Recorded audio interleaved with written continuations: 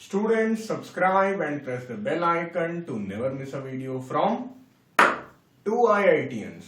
बच्चों, simple harmonic motion यानी SHM यानी ऑसिलेशंस की सारे कॉन्सेप्ट वीडियो पाने के लिए ज्वाइन बटन पर क्लिक करें या फिर इस नंबर पर कॉल करें। Two pendulums of length 100 centimeter and 110.25 centimeter start oscillating in same phase simultaneously. After how many oscillations will they again be in phase together? तो सबसे पहली बात तो यार एक टाइम पीरियड वाला फॉर्मूला होता है T is equal to 2 pi under root L upon G। ये होता है, इसी फॉर्मूले का इस्तेमाल होगा। हिंट में थोड़ा बहुत दिख भी रहा है, हिंट काफी अच्छा है, लेकिन फिर भी काफी बच्चों ने शिकायत की कि मुझे ये समझ में नहीं आया, हिंट भी हमें समझ में नहीं आया। ठीक है, तो ये तो जान लो कि यार ग्रेविटी पृथ्वी में ही पूरा एक्सपेरिमेंट हो रहा है। पुलिस आ गई, तो अगर पृथ्वी में ही, अर्थ पे ही सारा एक्सपेरिमेंट हो रहा है तो उस केस में जो पेंडुलम ज्यादा लंबा होगा उसका टाइम पीरियड ज्यादा होगा। अगर यही पूछा जाए कि इनमें से किसका टाइम पीरियड ज्यादा होगा, तो लंबे वाले का टाइम पीरियड ज्यादा होगा। इनका टाइम पीरियड है T1, इनका टाइम पीरियड है T2। ठीक है, तो अब अगर मान लो इनको एक साथ ऑसिलेट करने के लिए शुरू किया, can start oscillating in phase simultaneously. In phase का मतलब ये है कि अगर ये इस तरफ है तो ये वाला भी, मतलब दोनों पैरेलल टाइप में काम कर रहे हैं। तो अगर हम इन्हें मतलब ऑसिलेट करें तो और थोड़ी देर में बिगड़ने लगेगा, ऐसे होने लगेगा है। करते करते करते एक टाइम ऐसा आएगा कि सब कुछ बिगड़ जाएगा। तो ये अलग ऑसिलेशन चलाएगा, ये अलग ऑसिलेशन चलाएगा, इसके नंबर ऑफ ऑसिलेशन अलग होंगे, इसके नंबर ऑफ ऑसिलेशन अलग होंगे। अब बात आ जाती है कि हम कंपेयर क्या कर रहे हैं। इसके नंबर ऑफ ऑसिलेशन n मान लो और इसके नंबर ऑफ ऑसिलेशन n+1 मान लो। ऐसा हमने क्यों किया? ठीक है, अगर इसके n मान लेते हो, इसके n+1 मान लेते हो, देखो कंपेयर करते हैं हम लोग चल के हैं। देखो यार, टोटल टाइम ये लेगा, उतना ही टोटल टाइम ये लेगा। जब तक हमारा दोबारा फेज में आने का टाइम है तो हम क्या करेंगे कि टोटल टाइम बैलेंस्ड है। देखिए ये है टाइम पीरियड, यानी कि कितना इसका सेकंड में टाइम पीरियड आ रहा है ना। मान लो 5 सेकंड आ रहा, 2 सेकंड आ रहा, अरे ये 100 रख लोगे अपना आ जाएगा। 100 सेंटीमीटर है तो 2 सेकंड ही आएगा, है ना। अच्छा, और लेकिन ये n है नंबर ऑफ ऑसिलेशन। ये 5 हो सकते हैं, 20 हो सकते हैं, 15 हो सकते हैं। तो इसका अगर मान लो टोटल टाइम देखें, पहले वाले का टोटल टाइम देखें तो T1 इंटू n होगा और दूसरे वाले का टोटल टाइम होगा T1 इंटू n+1। अब आपका T2 है ना। अब आपका सवाल ये आएगा बच्चों कि सर आपने n+1 ही क्यों लिया, n+2 क्यों नहीं लिया, या n-1 क्यों नहीं लिया। ये भी बात आपकी सही है। देखिए होगा क्या, फिर से अपने उस एक्सपेरिमेंट पे जाते हैं। जब हम लोग ये आउट ऑफ फेस हो जाएंगे, मतलब ये अलग चल रहा है, ये कुछ अलग चल रहा है, पता ही नहीं चल रहा है क्या हो रहा है, उसके बाद फिर स्थिति संभलने लगेगी। संभलने के बाद फिर एक टाइम ये ऐसे आएगा। लेकिन जो पेंडुलम का टाइम पीरियड कम है उसे ज्यादा ऑसिलेशन करना पड़ेगा टोटल टाइम को मैच करने के लिए। आई बात समझ में? मैंने क्या बोला, जो टाइम पीरियड कम है, जिसका टाइम पीरियड कम है उसे ज्यादा हिलना पड़ेगा उतना ही टोटल टाइम कवर अप करने के लिए, और जिसका टाइम पीरियड ज्यादा है उसे टोटल टाइम कवर अप करने के लिए कम हिलना पड़ेगा। तो इसलिए ये जो लिखा है हम लोगों ने गलत लिखा है। ये कोई भी स्टूडेंट कर सकता था ये मिस्टेक, लेकिन हम लोग ये करें। आई बात समझ में? यहां पे सबसे इंपॉर्टेंट बात यही है कि दोनों का एक्सपेरिमेंटल टाइम तो सेम है, वही इसी एक्सपेरिमेंटल टाइम को मैं टोटल टाइम यहां पर लिख रहा हूं। एक बार और समझ लिया जाए है? जब तक आपको समझ में नहीं आएगा मैं तब तक समझाऊंगा, वीडियो चाहे जितना बड़ा हो जाए, ठीक है। अब मान लो ये 20 ऑसिलेशन, 20 के आसपास आंसर ये शायद, मान लो ये 10 ऑसिलेशन लेता, तो ये 11वें ऑसिलेशन में फिर से फेज में आ जाएगा, फिर बदलने लगेंगे, ऐसे ही कुछ होगा, है ना। अब ये 10 ऑसिलेशन लेगा और ये 11वें ऑसिलेशन लेगा, तो ये कम है ये ज्यादा है, गड़बड़ा गया, है ना भाई। इसका टाइम पीरियड भी कम है और इसे ऑसिलेशन भी कम मिलेगा, तो इसे इसका कवर्ड अप टाइम कम होगा भाई, समझ लो।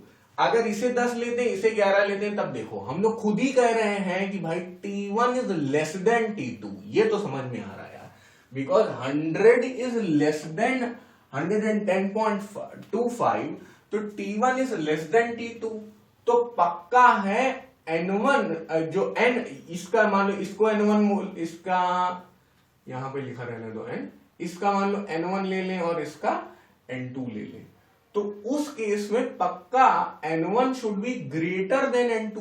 भाई इनके नंबर ऑफ ऑसिलेशन जब थोड़े से ज्यादा होंगे तभी तो टोटल टाइम मैच कर पाएंगे हम लोग, और वो ऐसा हमें चलना होगा कि भाई ये वाला जो है ये कैसा चल रहा है, इसका टाइम पीरियड कम है तो ये अपना जल्दी जल्दी चल रहा है, इसकी स्पीड ज्यादा है एक तरीके से, इसका टाइम पीरियड ज्यादा है तो ये ऐसे धीरे धीरे चल रहा है। तो इस केस में आपको ये बात समझनी होगी कि अब जिसकी स्पीड कम है वो ज्यादा टाइम लेगा और जिसकी स्पीड ज्यादा है वो कम टाइम लेगा, या ये समझ लीजिए जिसका टाइम पीरियड कम है वो ज्यादा नंबर ऑफ ऑसिलेशंस लेगा और जिसका टाइम पीरियड ज्यादा है वो कम नंबर ऑफ ऑसिलेशंस लेगा।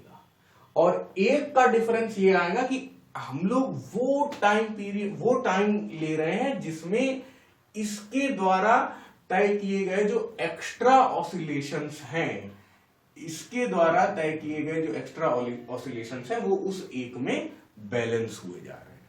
अब जैसे घड़ी में भी तो होता है ना कि वो मतलब 59 सेकंड में ही अपना पूरा चक्कर लगाए ले रही है और एक 61 में लगा ले रही है, तो वो सही टाइम कब दिखाएंगे, उस तरह के सवालों में भी ये चीज होती है। आप लोग बच्चों प्लीज कमेंट्स में बताइए, अगर इतना एक्सप्लेनेशन के बाद आपको नहीं समझ में आया है तो मैं फिर से एक्सप्लेन कर दूंगा, ठीक है। यहाँ पे सबसे की फैक्टर यही है, सबसे जरूरी बात यह है कि दोनों का टोटल टाइम सेम है। ये बात समझते ही जो बच्चे पढ़ाई में बढ़िया है या जिनका लॉजिक थोड़ा तेज है वो तुरंत समझे, अच्छा हाँ ये बात तो सही है, एक्सपेरिमेंटल टाइम तो दोनों का ही सेम है, इसका टाइम पीरियड कम तो नंबर ऑफ ऑसिलेशन ज्यादा, इसका टाइम पीरियड ज्यादा तो number of oscillation come.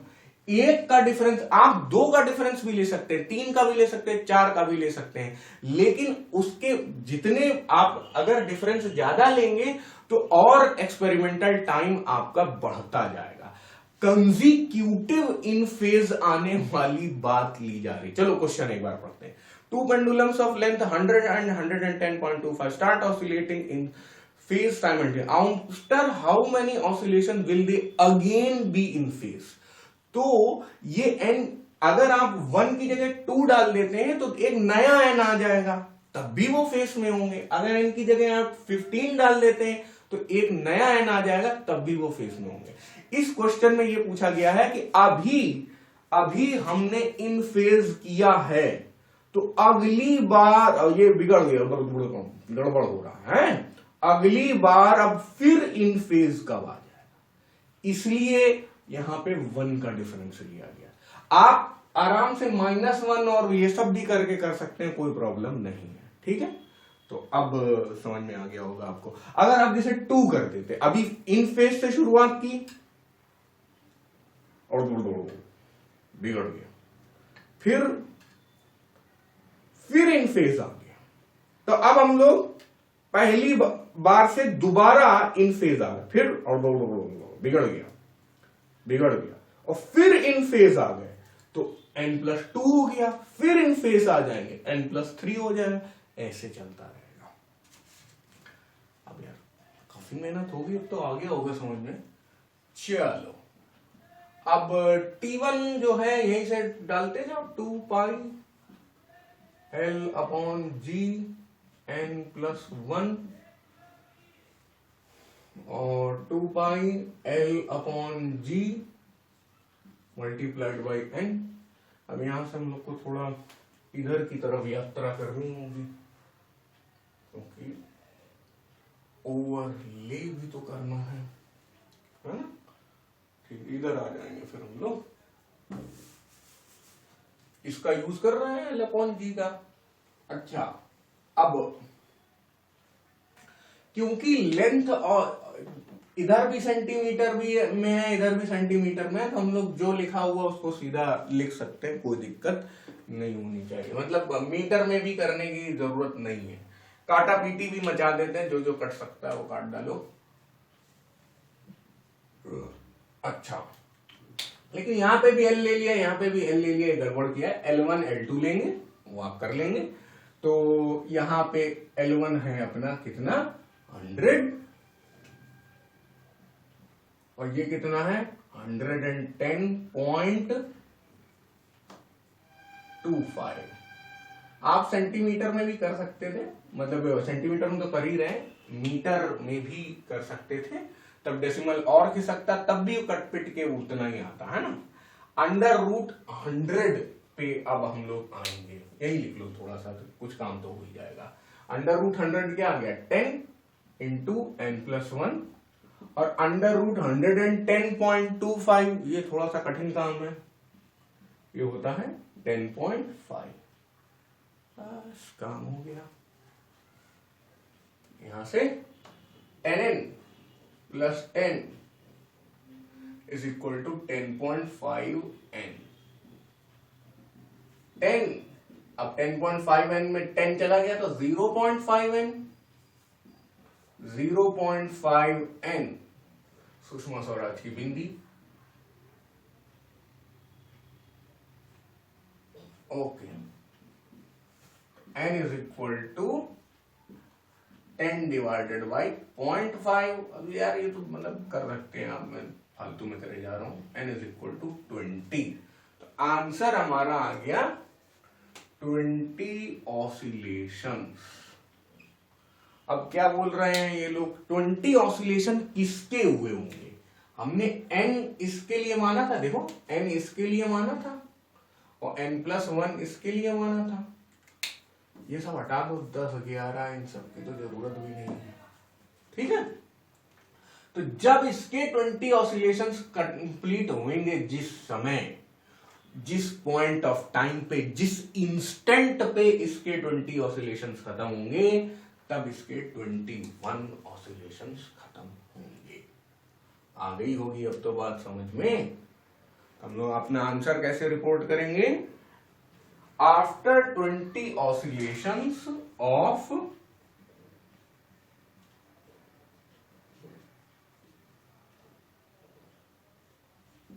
The smaller pendulum,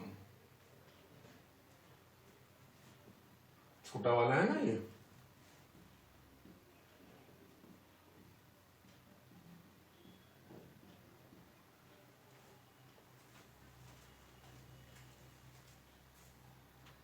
लो फिर कंफ्यूजन पैदा हो गया।